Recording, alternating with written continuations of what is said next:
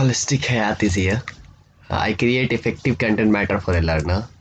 They are beautifully explained. I give my 100% to it. Simple to understand to a learner.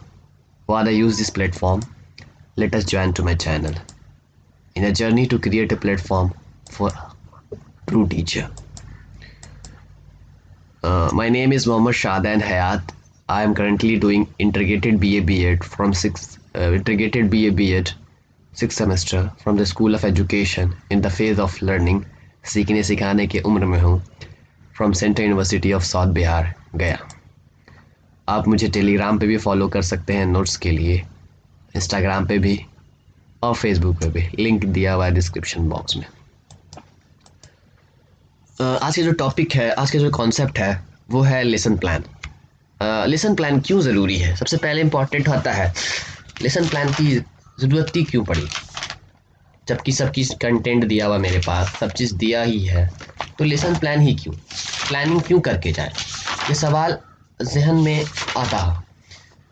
तो सब चीज़ें मेरे पास, जैसे कि आप न्यूटन्स की लॉ ही पढ़ाइएगा, न्यूटन्स के ही लॉ पढ़ाइएगा तो लॉ तो दिया ही है, तो फिर क्यों प्लान करके जाए, जाके पढ़ा क्यों ना दे।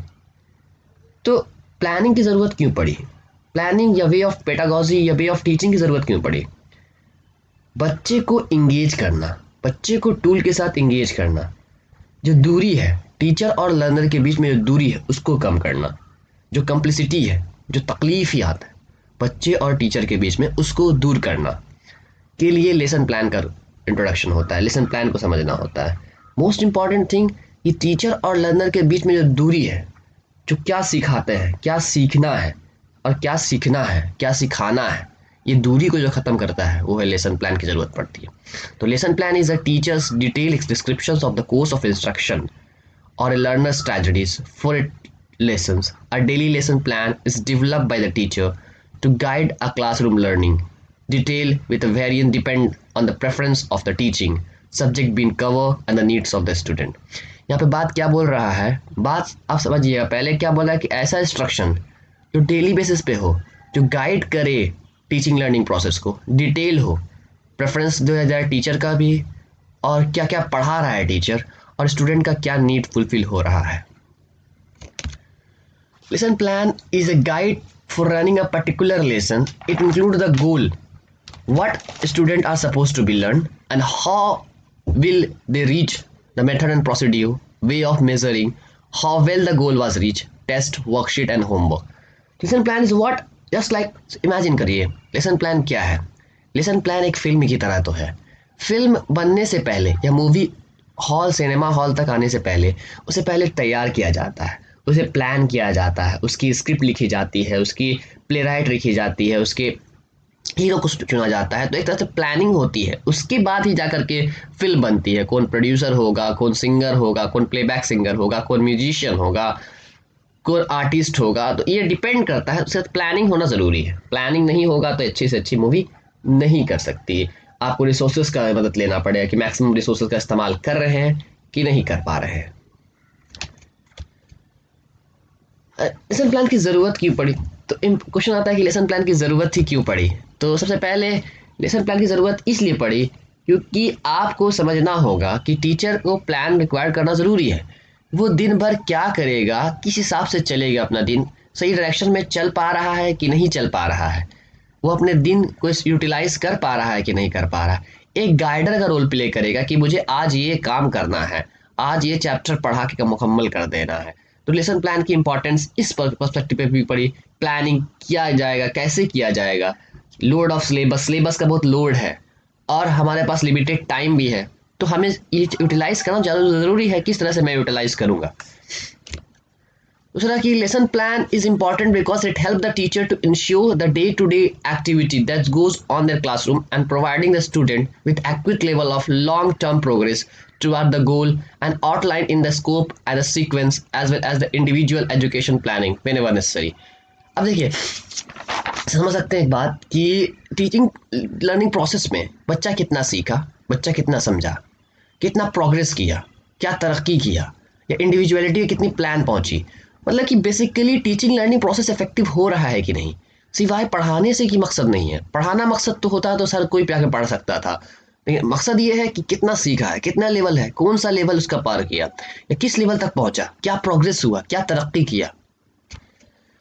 ये एक कॉम्प्लेक्स टास्क है। पढ़ाना एक आसान टास्क नहीं है, बहुत कॉम्प्लेक्स टास्क है। बच्चे को कैसे डील करना, आप इग्नाइट माइंड्स के साथ डील कर रहे हैं, जो आप बच्चे के भविष्य के साथ डील कर रहे हैं, तो इग्नाइट माइंड के साथ डील कर रहे हैं। तो टीचिंग एक आसान काम नहीं है, टीचिंग सबसे बड़ा डिफिकल्ट काम है, क्योंकि बच्चे के साथ डील करना, टीचिंग लर्निंग प्रोसेस के साथ डील करना एक आसान काम बहुत नहीं, बहुत डिफिकल्ट काम है। तो इसको इसलिए चाहिए कि लेसन प्लान होना ज़रूरी है, ताकि हम ये डिफिकल्ट काम को पूरा कर सकें। नीड्स क्यों पढ़ी? सबसे पहले fail to plan, plan to fail. ये कोटेशन हमेशा याद रखिएगा कि मैंने प्लान किया, कि अगर fail to plan, plan to fail.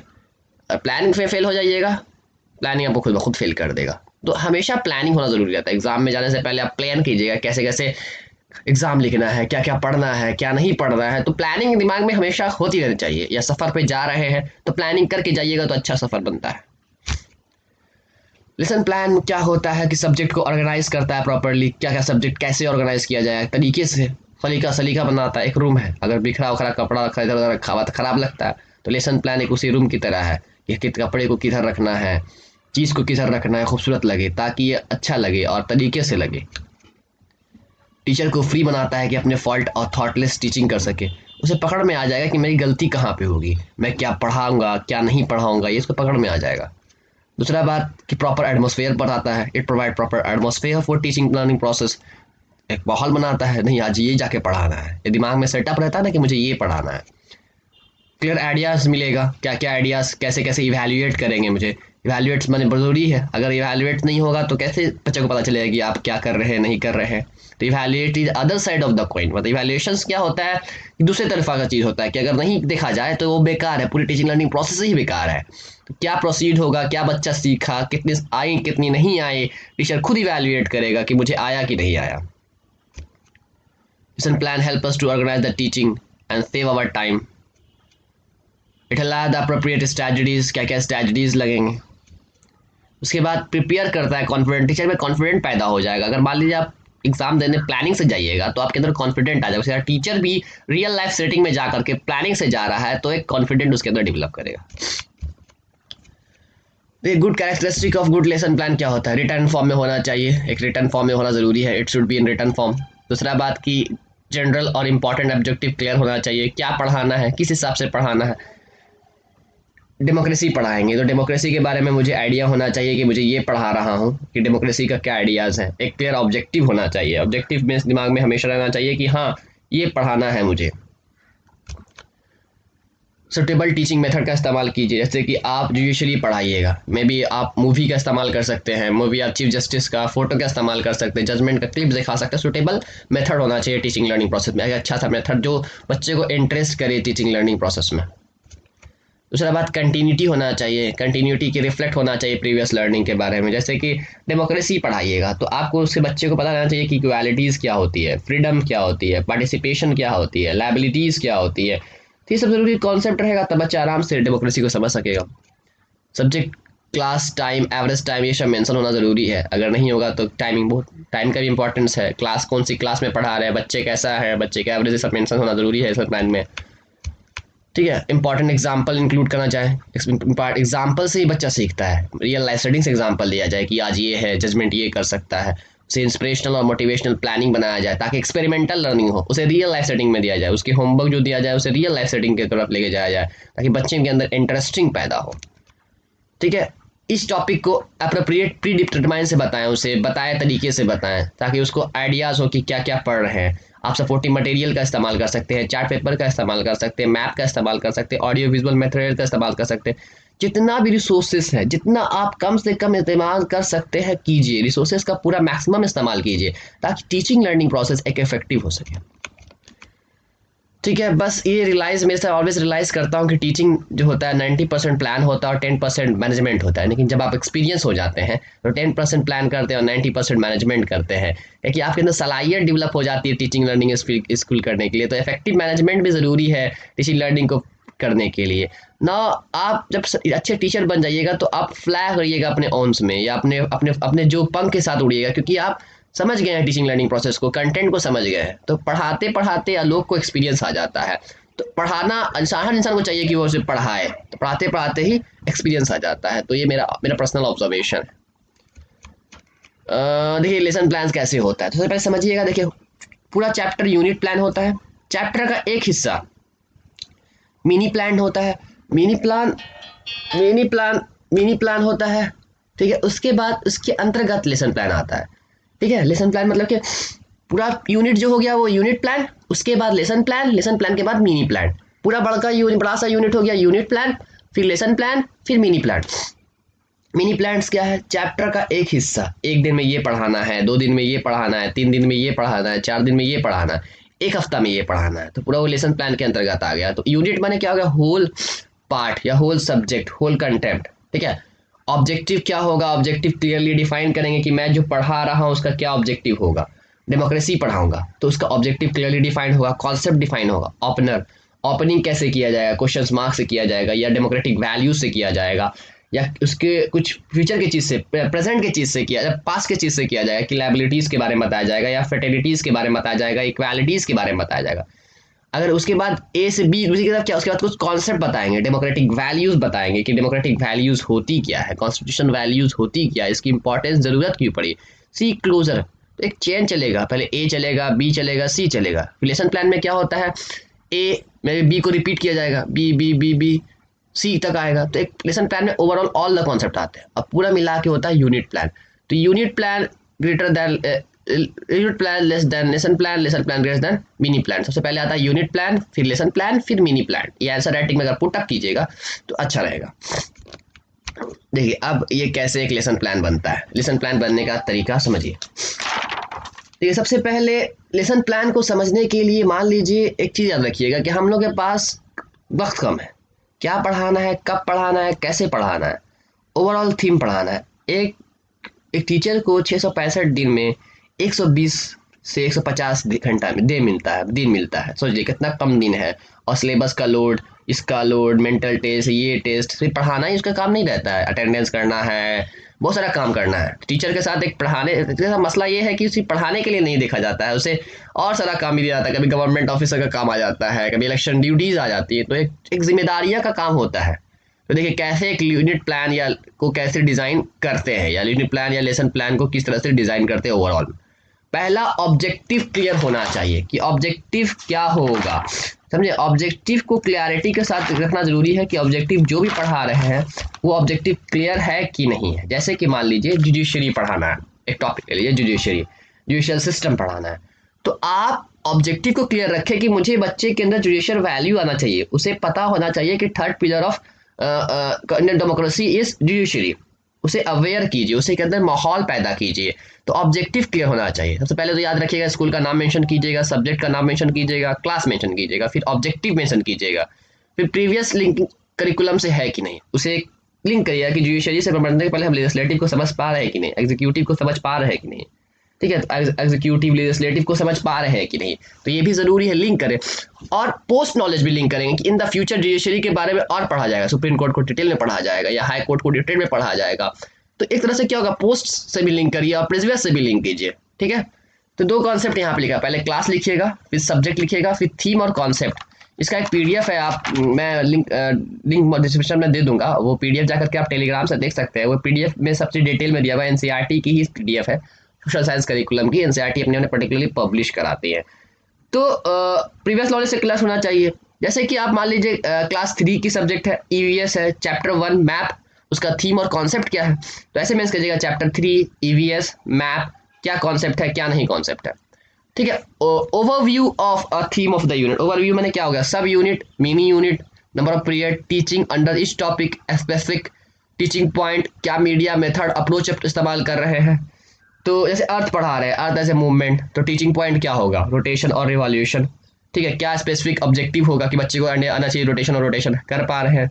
Activity का क्या इस्तेमाल कर सकते हैं, मे बी आप मैप का इस्तेमाल कर सकते हैं, मे बी आप ग्लोब का इस्तेमाल कर सकते हैं। Earth as a medium topic पढ़ाइएगा, उसके अंदर कौन सा टॉपिक आता है, रोटेशन और इवैल्यूएशन, तो रोटेशन और इवैल्यूएशन। उसके बाद आप रोटेशन और इवैल्यूएशन के बाद आप इसको इस्तेमाल करिएगा, इस्तेमाल करने के बाद क्या स्पेसिफिक पॉइंट रहा आपका, क्या मीडिया का इस्तेमाल कर सकते हैं, मीडिया का इस्तेमाल कैसे कर सकते हैं, ग्लोब का इस्तेमाल कर सकते हैं, आप में भी स्मार्ट क्लास पे सिखा सकते हैं कि अर्थ कैसा है, ठीक है। उसके बाद टीचर के लिए रेफरेंस, टीचर क्या रेफरेंस लेकर क्या है, या टीचर कहाँ से पढ़ा रहा है, वेबसाइट क्या है, वीडियो क्या है, कंटेंट कहाँ है, कहाँ से पढ़ा रहा है। स्टूडेंट के लिए रेफरेंस कहाँ से है कि स्टूडेंट वहाँ जाके पढ़ सके, तो ये रेफरेंस हमेशा हाईलाइट किया जाएगा। थोड़ा सा सिंपल है इंटरनेट प्लान का, इस हिसाब से अगर डिज़ाइन करिएगा तो बेहतर होगा कि चेंज जो हो रहा है ये बेहतर के लिए। देखिए मैंने प्लान का लेसन प्लान को डिज़ाइन किया, देखिए एग्जाम्पल कैसा होगा, देखिए वो फॉर्मेट ऑफ लेसन प्लान समझिए। सबसे पहले देखिए name of a candidate, subject, standard, topic, dates, फिर gender, objective, objective gender clear होना चाहिए, ठीक है। ऑब्जेक्टिव क्या होगा, क्या बच्चे को पढ़ा रहे हैं, किस पर्सपेक्टिव से पढ़ा रहे हैं, क्या नहीं पढ़ाना है, तो ऑब्जेक्टिव मैं क्लियर डिफाइन कर दिया कि ऑब्जेक्टिव एकदम क्लियर होना चाहिए। मान लीजिए जुडिशरी पढ़ा रहे हैं तो आपको ऑब्जेक्टिव क्लियर होना चाहिए।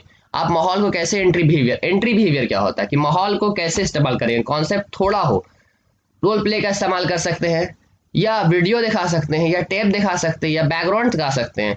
जुडिशरी पढ़ाने के लिए आप जॉली एलबी की मूवी से स्टार्ट कर सकते हैं, या किसी चीफ जस्टिस के फोटो से स्टार्ट कर सकते हैं, या किसी जजमेंट से स्क्रिप्ट से स्टार्ट कर सकते हैं। 40 मिनट है आपके पास, उसको कैसे इस्तेमाल करना है, तो एंट्री बिहेवियर करना है, कैसे उसको इस्तेमाल करना है, किस तरह से इस्तेमाल करना है। मेथड के अंदर क्या आता है, कौन सा तरीका से इस्तेमाल कीजिएगा, न्यूज़पेपर कंटेंट ला सकते हैं, या जजमेंट वैल्यूज ला सकते हैं, कौन सा तरीका इस्तेमाल कीजिएगा, डिबेट मेथड करा सकते हैं। बच्चे के अंदर क्यूरियोसिटी डेवलप करवाइए, इन है कि जाएं और गए के पढ़ा के चले आए, तो this is not a way of teaching, okay. तो you have to put the movie like Jolly LLB movies, chief justice की फोटो से इस्तेमाल कर सकते हैं, क्या होता है नहीं होता है, तो एक बैकग्राउंड दीजिए। फिर इंट्रोड्यूस कीजिए चैप्टर को, आप इंट्रोड्यूस कीजिए, बच्चा डेवलप कर गया क्यूरियोसिटी, फिर आप इंट्रोड्यूस कीजिएगा इन अ सीक्वेंस वे कि कैसे इंट्रोड्यूस होगा, ठीक है। उसके बाद आता है प्रेजेंटेशन, ठीक है। प्रेजेंटेशन किस टाइप से होता है, प्रेजेंटेशन में टीचिंग पॉइंट का सीक्वेंस क्या होगा, स्पेसिफिक बिहेवियर टर्म क्या होगा, टीचिंग के क्या एक्टिविटीज होंगी, पीपल्स की क्या एक्टिविटीज होंगी, पार्शियल इवैल्यूएशंस क्या होगा, फिर कैप्सुलेशंस, बच्चे के दिमाग में रिकैप्सुलेशन करवाइए कि बच्चा क्या क्या पढ़ा आज के दिन में, क्या क्या वो सीख के जा रहा है। फिर होम असाइनमेंट, क्या क्या होम असाइनमेंट उसको मिला, फिर ब्लैक बोर्ड वर्किंग वर्क, ठीक है।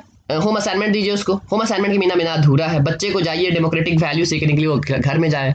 अगर मान लें इन द फ्यूचर अगर घर में देखा कि लड़ाई पैदा हो रहा है तो उसको कैसे जस्टिस लाएगा, तो बच्चे को रियल लाइफ सेटिंग में ला के एग्जाम्पल दीजिए, असाइनमेंट दीजिए। जैसे कि इकोनॉमिकल पर्सपेक्टिव असाइनमेंट दीजिएगा तो बच्चे को बोलिए कि लोकल दुकान वाले से विजिट करे, चाय वाले के साथ विजिट करे, सबसे जाकर विजिट करे, वहाँ का फाइनेंशियल सिस्टम को समझे, रियल लाइफ सेटिंग में बच्चे को असाइनमेंट दीजिए, ये बहुत ज़रूरी है।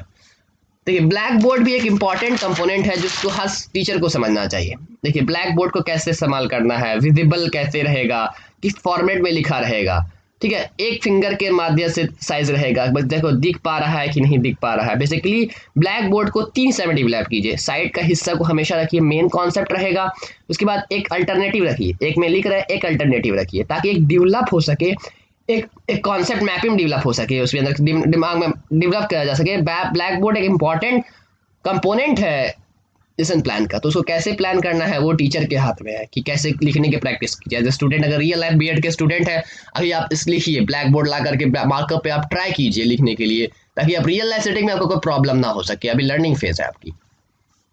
देखिए आप देखिएगा कि कुछ प्रॉब्लम्स आती हैं, तो जैसे टाइम टेबल की अवेलेबिलिटीज़, टेक्स्ट बुक की अवेलेबिलिटीज़, मीडियाज़ की अवेलेबिलिटीज़, ये सब प्रॉब्लम्स आती हैं, उसी के मातहत प्लानिंग कभी कभी फॉल्ट कर जाता है। तो इसी से लेसन प्लान और यूनिट प्लान सिस्टमैटिक वे में लर्निंग करते हैं। सब कीप इन माइंड रखिए सब टाइप में कि किस टाइप का सेकेंडरी स्कूल है, अवेलेबिलिटी ऑफ टाइम क्या है, अवेलेबिलिटी ऑफ टेक्स्ट बुक क्या है, मटेरियल क्या है, मीडिया क्या है, ये सब ज़रूरी इंपॉर्टेंट रखना ज़रूरी है। देखिए कैसे बताया था मैंने प्रेजेंटेशन में 5वां स्टेप में सेक्शन में क्या था। टीचिंग प्लान में अगर मान लीजिए ओवर पॉपुलेशन को पढ़ा रहे हैं तो स्टूडेंट रिलेट करिएगा कि पॉपुलेशन का प्रॉब्लम कंटेक्स्ट क्या है कि फैक्टर ऑफ प्रोडक्शन के साथ, ठीक है। स्टूडेंट रिलेट करेगा। टीचर्स एक्टिविटीज़ क्या होगा, टीचर को पता चाहिए कि what is factor of production, फिर what unique characteristic of labour as one of the most important factor of production. फिर student will answer the question कि वो आंसर करेंगे क्या क्या होगा, वो बोलेंगे land, labour, capital, entrepreneurship. Evaluation क्या करेंगे, क्या बच्चे अपने वर्ड में इस्तेमाल कर पा रहे हैं पॉपुलेशन को प्रॉब्लम को सॉल्व करने के लिए इंडिया के पर्सपेक्टिव में या ऑस्ट्रेलिया अमेरिका के पर्सपेक्टिव में, तो इवैल्यूएट हो जाएगा। फिर student will able to state the reasons of over population कि हिंड्रेंस क्या क्या है, डेवलपमेंट में क्या क्या हिंड्रेंस हो रहा है, इकोनॉमिकल डेवलपमेंट में हिंड्रेंस क्या हो रहा है। फिर टीचर को चाहिए कि एक्सप्लेन करे कि कैसे लेबर डायरेक्टली रिलेट कर रहा है पॉपुलेशन से। फिर student will able to explain the over population itself is not a problematic. फिर ये सब कंटेंट है कि कैसे पॉपुलेशन इंक्रीज कर रहा है, पॉपुलेशन हमारे लिए अच्छा भी है खराब भी है। चाइना का एग्जांपल दे सकते हैं कि पॉपुलेशन किस तरह से चाइना तरक्की कर रहा है, तो इंडिया के पर्सपेक्टिव में भी ऐसा सोचा जा सकता है। तो ये एक 5th स्टेप में थोड़ा प्रॉब्लम आता है, मैंने इसे डिजाइन करके लिख दिया है। Thank you very much. I like to thank Dr. Samrit Bhati sir, Assistant Professor, Central University of South Bihar Gaya, for teaching me this concept.